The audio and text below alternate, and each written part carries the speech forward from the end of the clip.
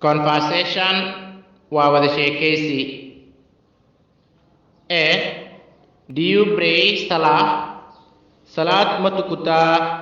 Do you pray salah? Salat ma tukataa? B. Yes, ha. I pray one tukataa. Salah salada.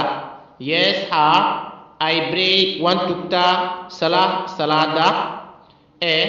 How many times meeqa waqti do you pray at tukataa? How many times meeqa waqti do you pray at tukataa? B.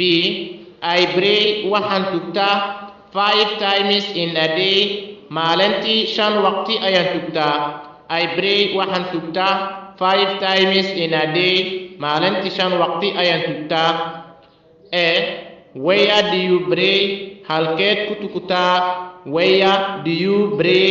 Halkeed ku tukataa? B.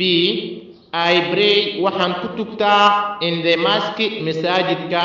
I pray waxaan ku tukataa in the mosque masaajidka.